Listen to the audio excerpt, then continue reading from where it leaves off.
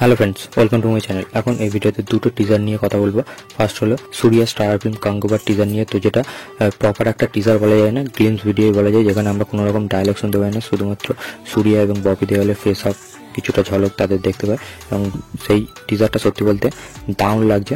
সেখানে যেরকম visually presentation থেকে শুরু করে সুরিয়া এবং ববি দেওয়ালের যেরকম লুক, যেগুলো ফার্স্ট লুক পোস্টার থেকেই দারুণ লাগছিল, তো সেইগুলো আমরা এই গ্লিমসের মধ্যে দেখে জাস্ট ছিটকে যাওয়ার মতো। এবং একটা সিনে কয়েক সেকেন্ডের জন্য ববি দেওয়াল এবং সুরিয়ার ফেস আপ হয়, তো সেই সিনটা জাস্ট ব্যাপক ছিল। তো দুজনকেই টিজারের মধ্যে ইকুয়ালি স্পেস দেওয়া হয়েছে। টিজারটার মধ্যে যদি আমরা কোনো রকম ডায়লগ শুনতে পেতাম, সেটা আরও দমদার ব্যাপার হতো। তাছাড়া বিজিএম, ডিএসপির বিজিএমটাও দারুণ লাগছে। কাঙ্গু বা যে বিজিএম টাইটেল বিজিএমটা, তো সেটা জাস্ট মাইন্ড ব্লোয়িং। এই টিজারটার সাথে সেটা খুবই ভালোভাবে যায়। তো টিজারটা দেখে জাস্ট ছিটকে যাওয়ার মতো। আফটার প্রপার টিজার এই সিনেমার আসবে, তো আশা করেছিলাম এইটা টিজার বা গ্লিমস ভিডিওটার সাথে অফিসিয়ালি রিলিজটা তারা অ্যানাউন্স করবে, কিন্তু তারা করেনি। আফটার দেখা যাক পরবর্তী সময় সিনেমাটা কবে রিলিজ পায় এবং মেকার্সটা কত তাড়াতাড়ি অ্যানাউন্স করে, সেটাই দেখবার হবে। এছাড়া সেকেন্ড যে টিজারটা নিয়ে কথা হলো, সেটা হলো ভেদা, যেটা জন আব্রাহামের পরবর্তী সিনেমা, যেটা 12 জুলাই আসছে। অক্ষয় কুমারের সার্ফিরা সিনেমার সাথে ক্লাস করছে। তো সেই সিনেমাতে আমরা জনের সাথে মেল লিডে তামান্না ভাটিয়া এবং সারবাড়িকেও দেখতে পাবো।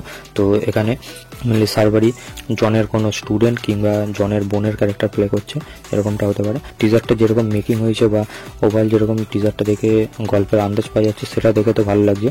প্রথমে আপডেট বেরিয়েছিল যে এই সিনেমাটা ভেদালামের রিমেক অজিত কুমারের, কিন্তু এই টিজারটা দেখে পরিষ্কার বোঝা যাচ্ছে যে ভেদালামের কোনো রকম রিমেক নয় সিনেমাটা। মেবি শিবা রাজকুমারের যে ভেদা বলে সিনেমাটা এসেছিল, সেই সিনেমার রিমেক হতে পারে।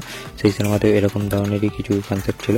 এবং এই টিজারটার যেরকম ওভারঅল মেকিং হয়েছে, সেখানে ক্যামেরা অ্যাঙ্গেল থেকে শুরু করে যেরকম বিজিএম এর ইউজ, সেটা আমার খুবই ভালো লেগেছে, ইমপ্রেসিভ লেগেছে। এবং জনকেও খুবই প্রমিসিং লাগছে। তাছাড়া সরবারিকেও এখানে খুবই ভালোভাবে ব্যবহার করেছে। এবং এই সিনেমাটা ডাইরেক্ট করছে নিখিল আডবাণী, যে এর আগে বাটলা হাউসের মধ্যে সিনেমা করেছে। তো এক্সপেকটেশন অবশ্যই আছে। তো সিনেমাটা আফটার ভালো হতে পারে।